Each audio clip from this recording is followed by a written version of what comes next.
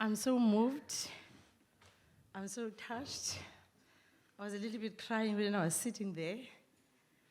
Yeah, yesterday is gone. Tomorrow may never be mine. But today, let me live in the present. Because it's taking me back to the 29th of May, 1983. When I lost my very first baby, precious baby, which was so beautiful. Very beautiful. She was so precious. Everything was just so I'm so touched. I'm so moved, but I want to thank you. The reason you are wearing this orange that you see my book, uNobuntu. This is the name of my daughter, uNobuntu. She was given this name by my mother-in-law. Whenever I think of her, whenever I see her in the image, when I visualize and imagine and think back, she was always having this orange dress, orange cotton dress, sitting with my mother-in-law, playing together with her cat. So whenever I think of her, it's this orange that you see. So we are orange for uNobuntu because we honor her today. Yes. We honor her. When we have anything related to her, you will see us being orange. Us not orange, but we are honoring the young life that was a sacrifice. Who left us early. I think that we sacrificial lamb yet.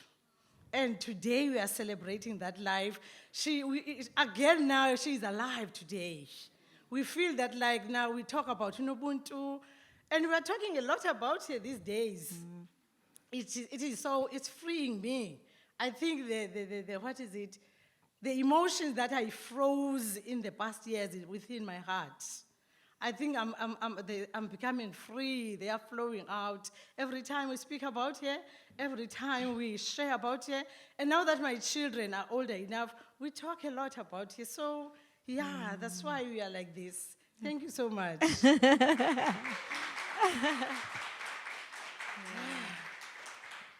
Before we start, so I think I just want to share something quickly. There's something very special that my grandmother mentioned to us during the pandemic, where she said, sometimes there are things that you ask for in this lifetime that are only answered through another generation and through your great-grandchildren. And in a big way, it does feel like that. And I just want to read the last paragraph of the poem, uNobuntu. Mama will translate it. You'll be my translator. And I want to be able to explain why I think that this is a generational answer. And it says, this is the last part of the poem where now our grandfather had gone to let Mama know that the child is no longer here. And then at the end, when she's kind of almost gone through this like sense of loss, right? She says, "Chinibawo kuthe qwenge ngoku. Nanga amafu etyhileka kusithi qwenge." And then the last paragraph says, "Ndixolele bawo," which means forgive me, God. "Ndenziwe yintlungu." It is because of the pain.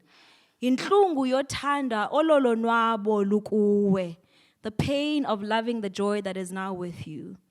"Kaloku ubusibonisile," you had shown us.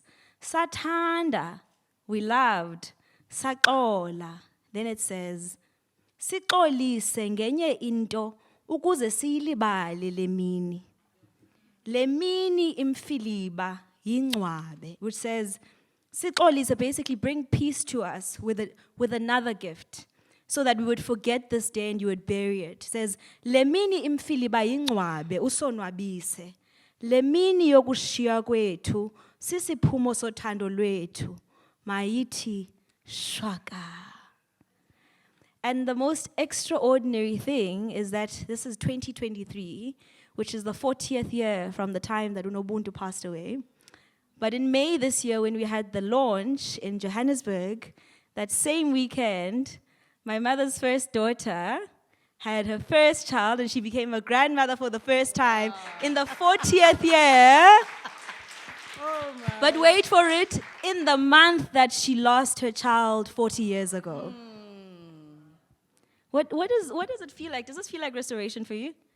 Yes, I feel like it's the rebirth of uNobuntu. Nobuntu is gone. Nobuntu has left so much and so many good memories when we think about her.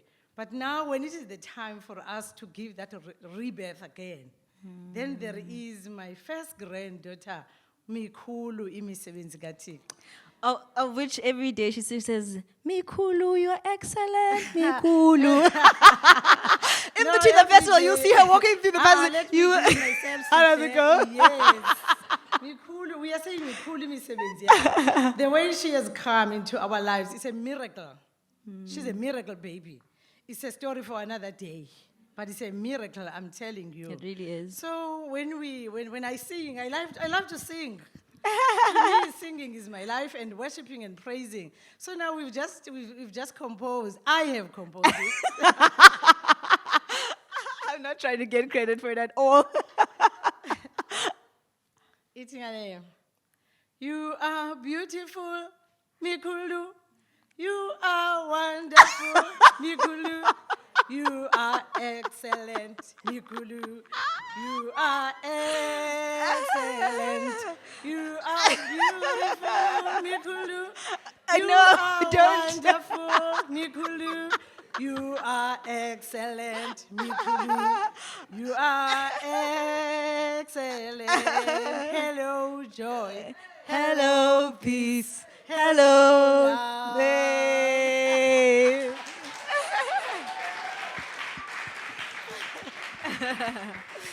So I do want to share that this book is divided into 4 sections. The 4 sections being life, being work, being nature. What's the 4th one? The world. And the world itself at large. And I just want you to share a bit more with the audience what it is that you want to be able to say through the story of this book. And I suppose it really is grounded on uNobuntu, but I think I start to feel the weight and the gravitas of my mother as a poet when I hear her reading her poems from nature.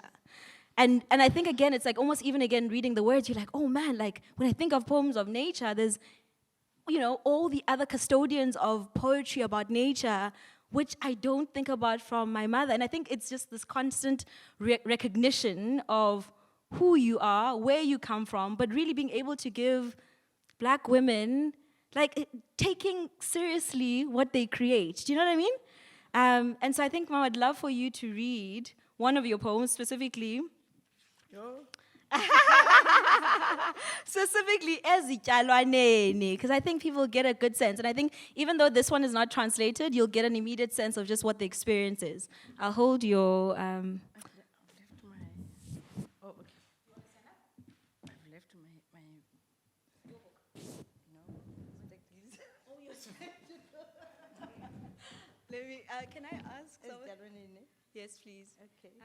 Basa?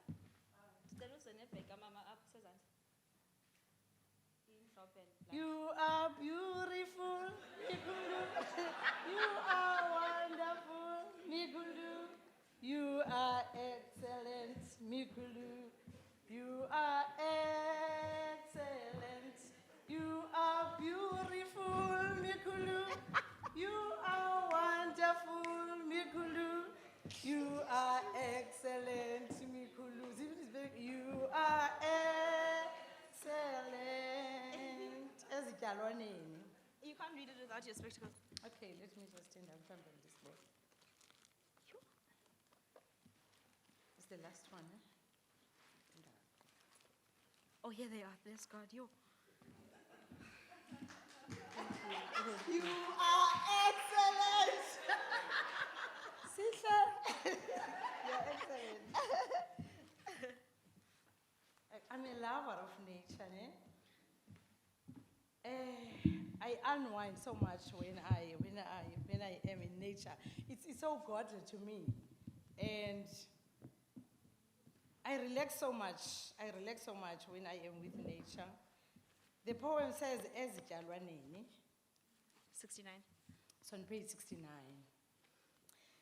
Ndibhubhe kamnandi ndiphakathi kwezityalwanana ngentsasa yehlobo ezole nkcwe nasebukhweni bezinja.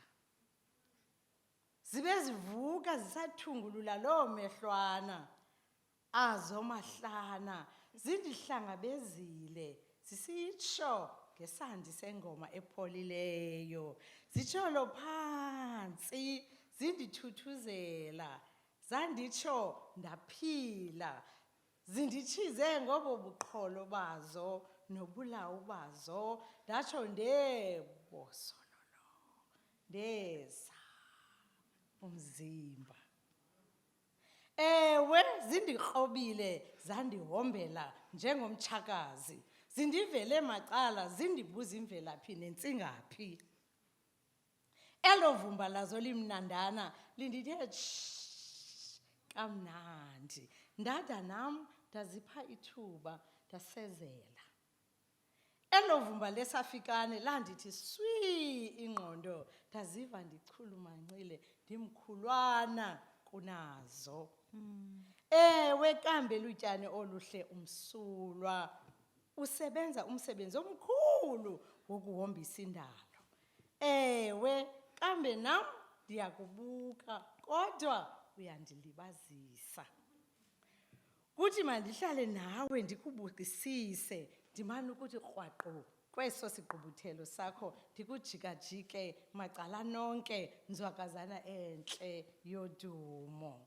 Ndikhapheni kambe ndishiyiwe lixesha nini aba bandibambezele ngothando nindiqhayisela ngayo yonke imibalabala. Masambeni kaloku zithandwa zam sikhe sifumane ithuba lokujongajongana zintyatyambana ezintle. Nam ndibolekeni izivatho ndinxibe ndibe mhle tyhini ndindiliseke ndifane nani ncam ukuze siye kumanywa ngophezulu. Kuba ekhaya siya kufika ngaxeshanye. Ndiyanithanda, ndiyanibuka. Ngaske ndisoloko ndinibukele olo hlaza lwenu nezo ndubulo zenu zimibalabala zindikhwaza noba ndiyedlula ndisuka ndilibale noba bendisiyaphi ndakuhlangana nani. Ndinithanda ungazenzisiyo zithandwa zam. Qhubekani ke nomsebenzi wenu omhle. Nilihombise izwe lethu neentaba zalo. Libukeke, lithandeke ngenxa yenu. Liphilise abahambi elo vumba lenu. Ngenye imini ndakuza kunithatha niye kuhlala nam ekhaya. Niye kwesaa sitiya sam samaphupha. Ndinibuke imini nobusuku bayo. Salani ke okwangoku.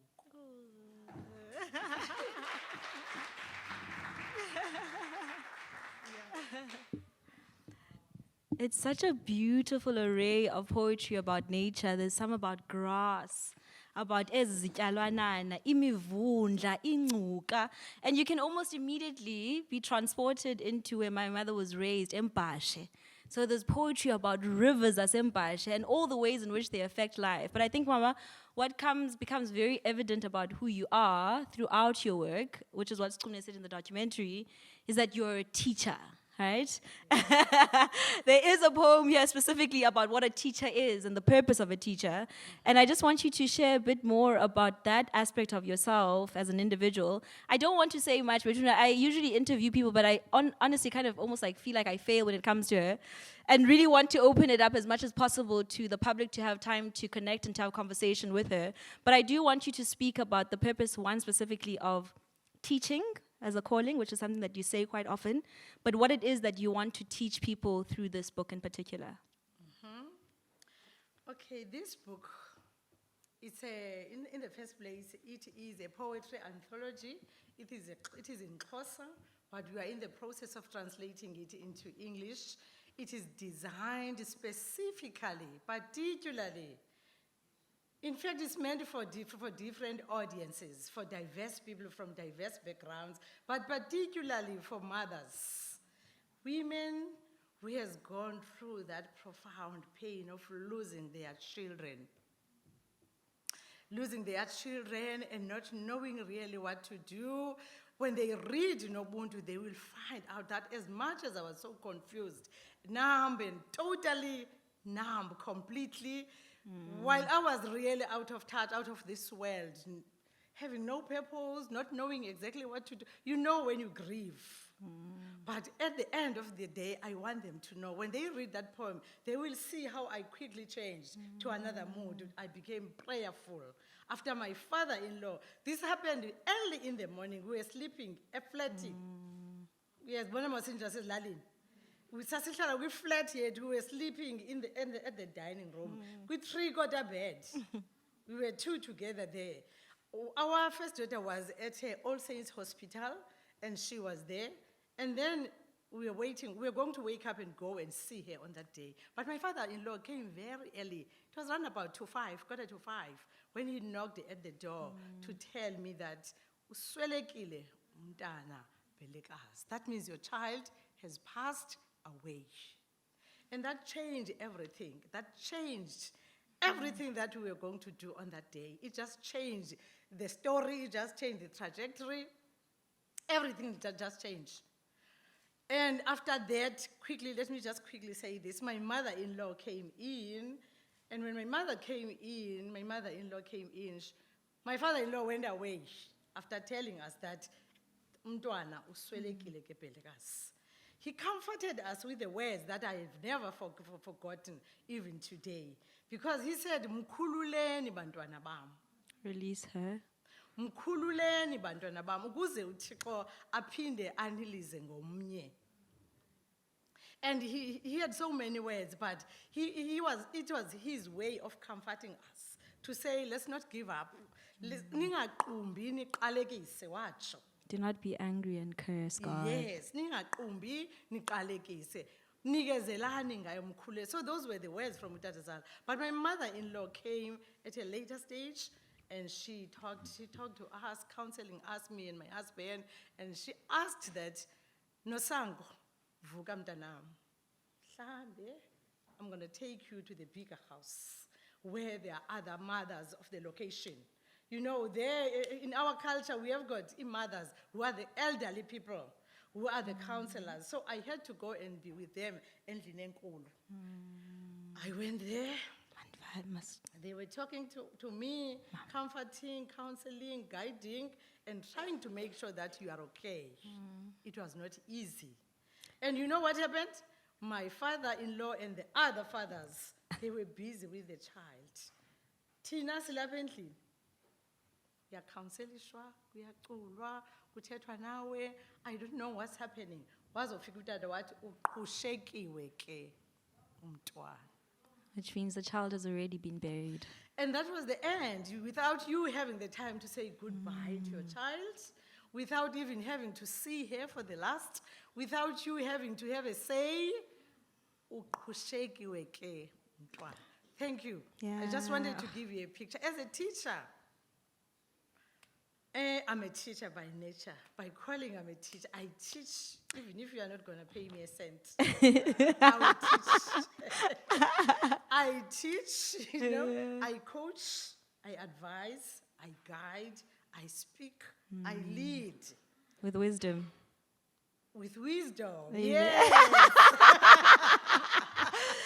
Before I open it to the audience, I think you know what's so profound for me as Mama's daughter is, and I suppose part of this is testament of the amount of loss you've also had to endure over the decades, because our dad passed away when we were very young. And growing up, I didn't have much conversation around his passing, his life, etc. And I remember in 2016, I wrote a short story. It was called The Mother Who Chewed Her Tongue. And it was about the idea of a silent grief.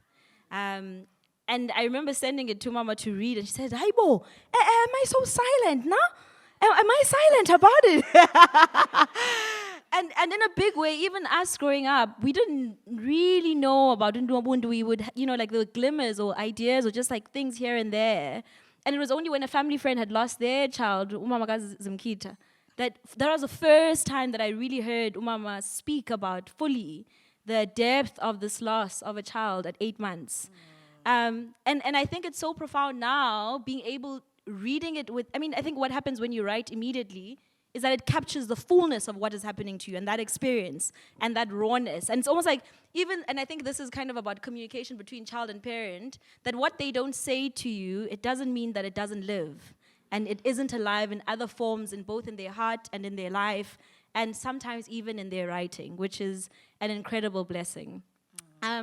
Maybe we'll read one more poem before we close everything, but maybe I should open up to the audience. If you would like Mama to read one more poem or anything that you have questions for her specifically, let me open up that conversation. Andi Mama? You want your, or you want to take notes? Yes. I'm gonna write. One of my favorite poems in the book is called Olababini. And part of it is that I really didn't know my mom was like a hardcore feminist. Until I read one line about men, and it says, "Oboboya kulo mzimba abuphazanywanga tu," which means the hair on your chest is no error at all, right? Like, but let me just open it up to the audience, and if there aren't too many questions, then we'll read more poetry. Does anybody? Hey, didn't I ask questions? Divula kwi audience. Kwenzeka ntoni? Hello, Prof.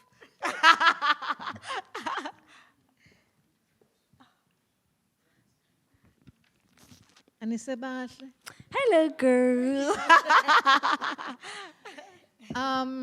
Wow. Congratulations, Bexy. And congratulations, Sihle, for being Bexy's daughter. What a beautiful film. What a beautiful film. And I think that, Bexy, I'm struck by Nombeko. Sorry, I forgot where I am. Nombeko, poet. I'm struck by a line in the poem. I mean, there's so many things, but I don't want to monopolize you. Several lines in the beautiful nature poem that you read for us.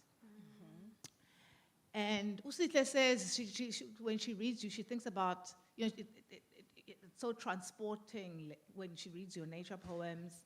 And I'm thinking, it's such a beautiful nature poem, but it's such a love poem as well. It's a love poem to nature. It's a love poem to the nature that you are addressing. And then there were several lines, but I can't read it because I was trying to soak it in. But one of the poems is about isitiya samaphupha akho. Yes. And I just think, which means, for the people about it is closer, the garden of my dreams, right? And so I was just struck by love as such a strong theme in the film, the absolute adoration that your children have for you. Not just because children love their parents, but it's a very pure, distilled love. And it's the same love that I think that feels to me like it's articulated in the way you talk about nature. Everybody says, oh, I love nature. But normally when I say I love nature, I don't mean the beautiful thing you meant. I meant like I walk and I'm sustained. And it's just, and it's nice. And I feel fresh air. And I feel, hey, my head is clearer. But what you have just read to us is just, yo, and yes, I'll translate on Bani. I almost don't trust Usihle as brilliant as she is to translate it. Thank you. Thank you so much. Thank you. Yeah. Do we have someone? There's a question there. Hi to everybody that's here.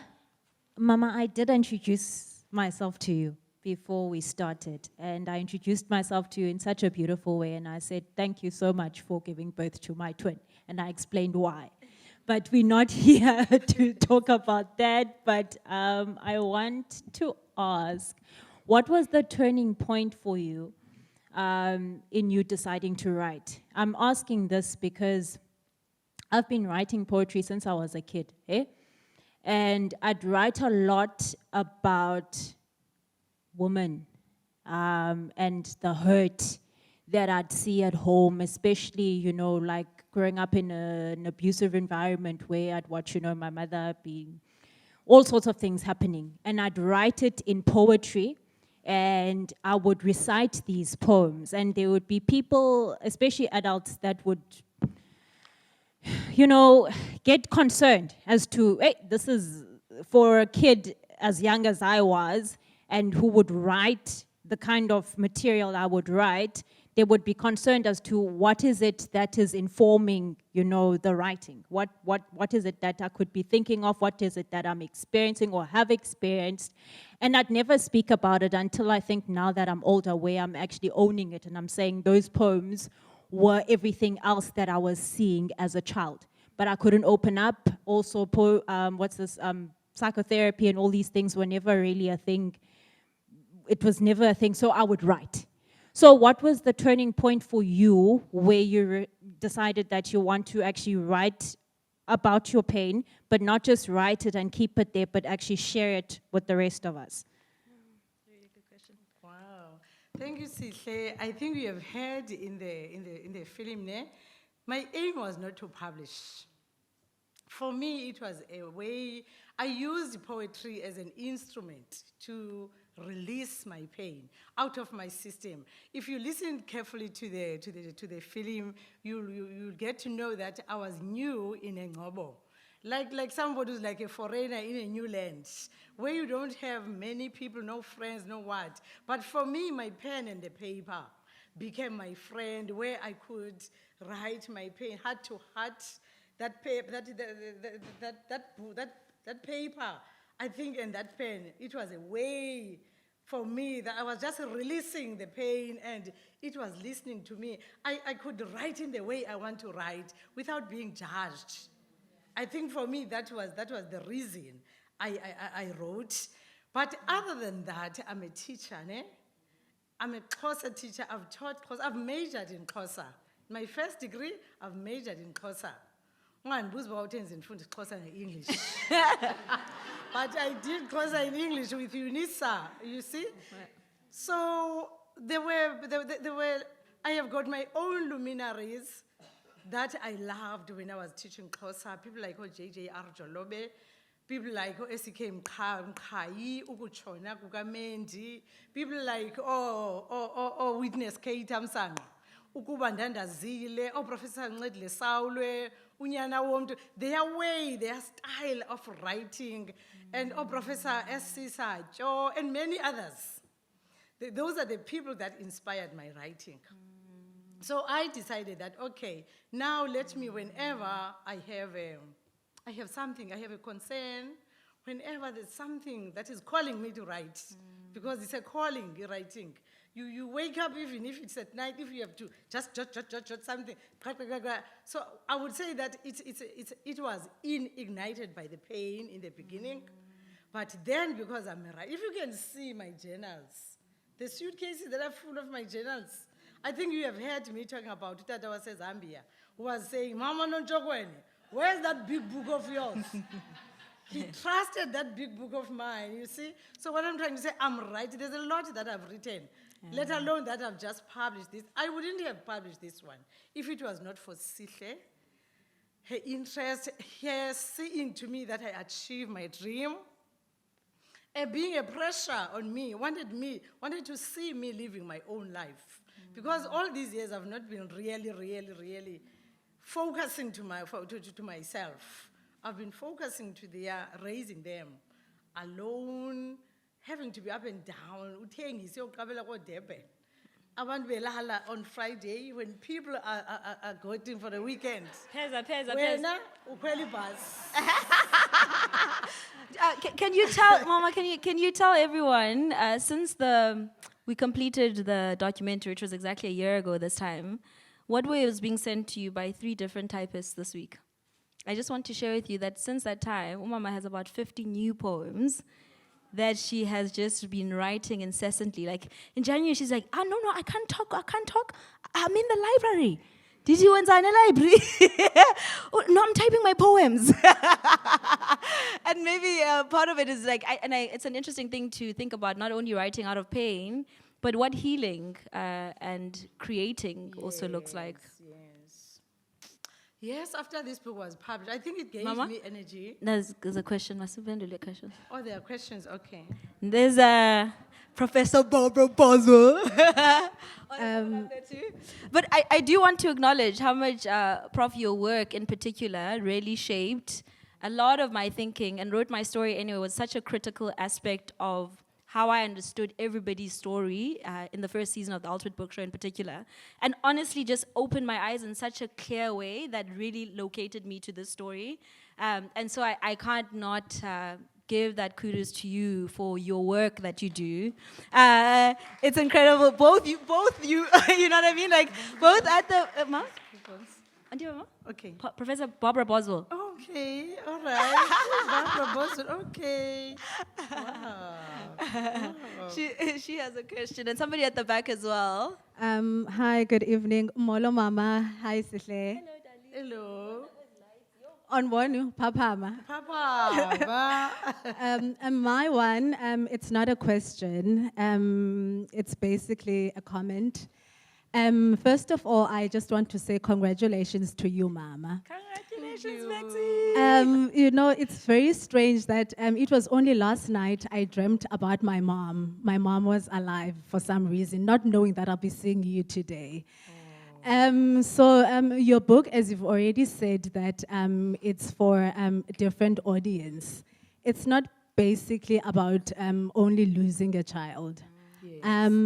You might have lost a child, but I know the pain of losing someone. Yes. You were there. I lost both my parents at the same time due to COVID. So this book is actually really motivating, and I normally think of your thoughts when you talk to me. You say, I have got a Daniel spirit. I actually had to go to the Bible and read about Daniel. So I just want to say congratulations, Mama. You're such an inspiration. You need to make more copies because this book is just a sell on its own. Thank you so much, Mama. Oh, Papa, Ma. Thank you so much, sis. Thank you. You do have that Daniel spirit of excellence. You do. I just want to confirm it in this house. You do. Yeah. So without wasting time, just a quick question/comment.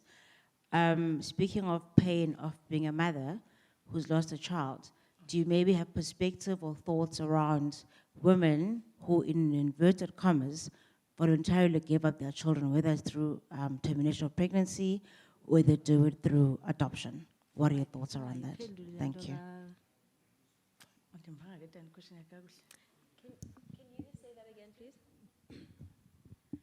The question is, as a woman who's lost your child, who passed on, your beloved child, what are your thoughts around women who give away their children or women who terminate their pregnancies? Okay, thank you. I've heard you. My thoughts are like we are coming from diverse backgrounds. There are different circumstances that we live our lives on, but the life of a child is very precious. For me, there is nothing that is as painful as losing your child, in my case. I don't think a woman who's giving up the child for adoption is doing that because it's the purpose. I can feel the pain of someone who's giving up her child because there's that bond that is created between you and your child within those 9 months, within that time when you are the only person who knows this child, when you are the only person who can talk to this child. So yeah, I don't think those people, they do that just because they want to. I feel the pain for them because at the end of the day, they want to live with their children. But I think there are things that are beyond her control, and maybe that woman, I'm sure on the other hand, is doing well by giving up the child if she knows that there's nothing else that I can do for this child. So the destiny of this child will never be achieved if she stays with me. I'd rather give up this child to that somebody. It's still her child. Because you never cut bonds with your child. You'll never. That's my thought. Maybe someone can help me on that one.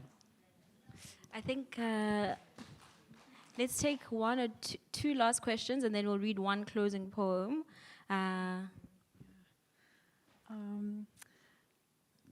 Hi, hello. Hello. Mam Nombeko, thank you so much. And Sihle, it's so beautiful. I'm very emotional and, very close to tears. It's a very beautiful film. and I hope it's going to go travel widely. I wanted to ask a question particularly about writing. Bessie Head said when she was writing, I'm writing myself into the future. And another colleague of ours, Grace Musila, says also that sometimes when women write, they're writing to a future audience, even when they don't know who's going to read the work. You know, there's some kind of imagined future that people are writing into and for. And so I wondered, when you read the work again, what did your 21-year-old self, what was the message that you got? What was she telling you, that young mother who so tragically lost her baby? Was there a message there that you got and understood in a different way from the perspective of where you are now? Can I tell you what I got as her child? When I was 21. She's been the same person. Like, it's shocking that, like, the things she says today are the very things she was saying at 21. And I'm just like, why? I mean, it's funny, my aunt was saying, my aunt was one of my mom's students. And she was sharing a story of how she fell pregnant. She was really young. She was 17, but she was like, good Lord.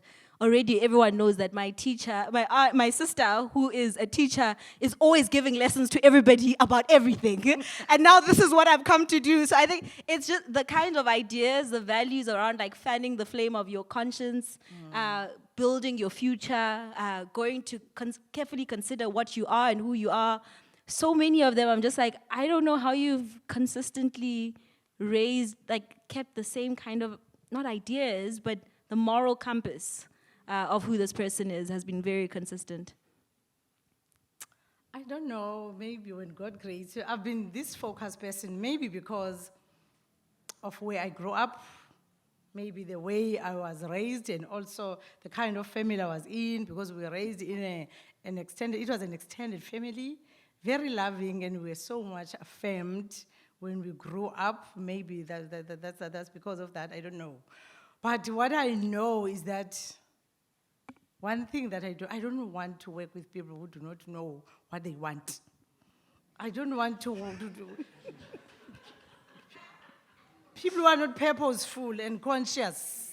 That's one thing. That's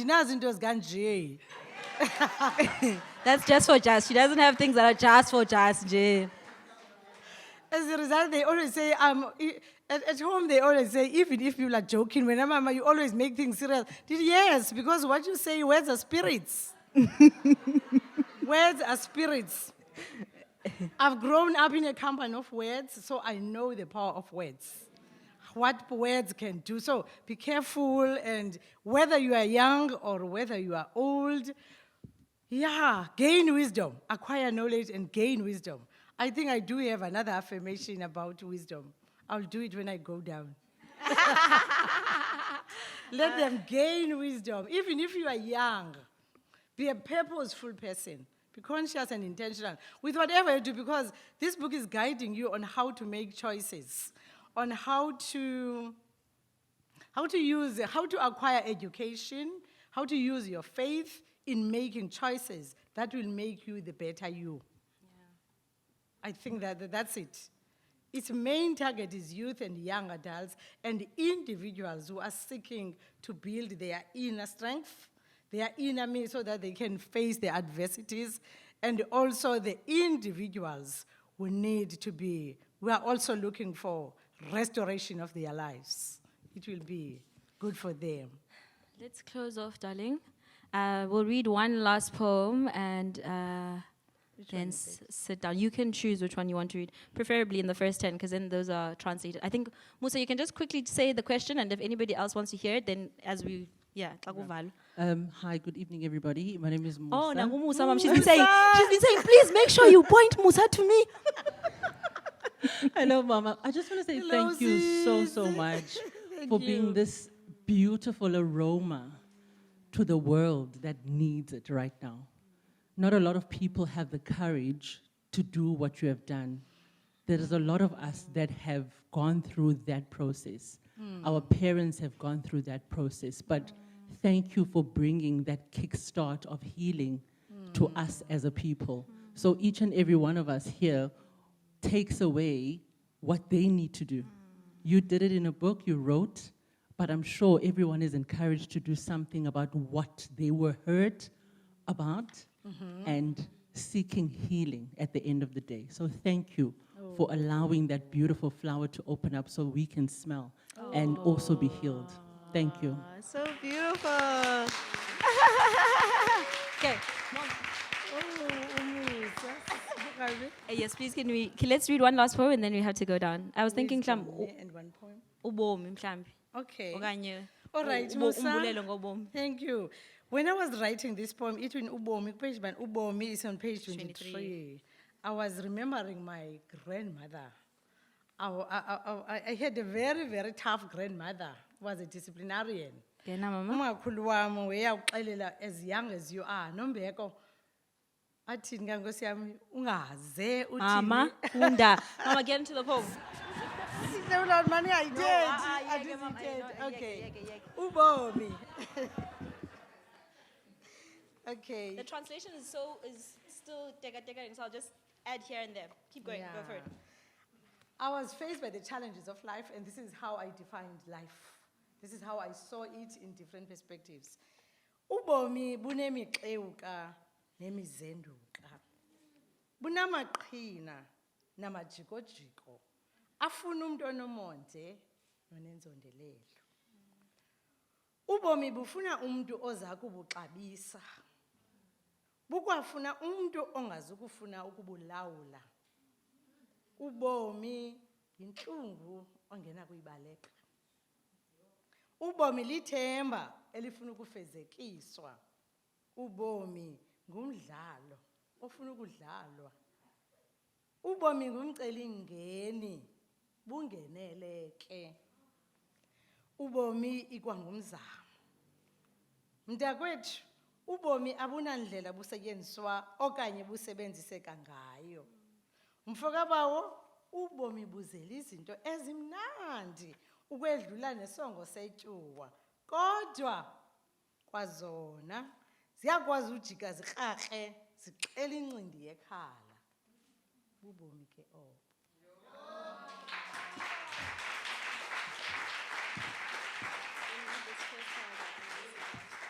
This is just as a close off, and I suppose it's just a prayer and a reminder to you all. And it's umbulelo ngobomi. She's just going to read the first paragraph from that one. It's on page 24. Oh, people have the book. You can get a signed copy of the book outside. Okay, That's the first paragraph. Umbulelo ngobomi. Vuka mntomtsha, phakama, ima ngeenyawo, uthi enkosi ngokuvuka. Enkosi ngamandla, enkosi nangomphefumlo. Enkosi ngokwazi ukuhamba. Enkosi nangokuva ngeendlebe. Enkosi ngokwazi ukuthetha. Kanti ke yithi enkosi nangokucinga oku. I'm going to read the next paragraph. Yintoni ke ongashota ngayo xa unazo zonke ezi zinto? Vuka ubaleke uleqe amaphupha akho. Elo phupha unalo lelakho, laziwa nguwe. Bona nje uyawuze ukuphendule ngenye imini kumdali, ngokuba akunike konke onako, kodwa ungenzi mohluko emhlabeni. Ngemizuzu akuphe yona. Yakulandelayo. Sigqivezele. Side 2. Baleka, baleka. Liyabaleka lona ixesha. Sebenza ukuze uphumelele. Yazi ukuba sikunomhlaba nje okwethutyana. Siyagoduka sonke. Siya kwikhaya lethu lesiphelo. Asizanga kwakha izintente naphakade apha emhlabeni. Sizokushiya umda. Umntu nomntu unomda wakhe. Asifunde sobabini egqibela. Yonwaba ke kodwa kwakobu bomi. Eli kwalixesha lakho lokonwaba.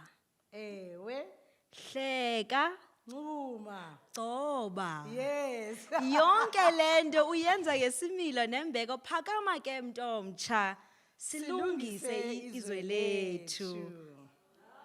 ngalo lonke ixesha bulela kophezulu ngobomi akuphe khona.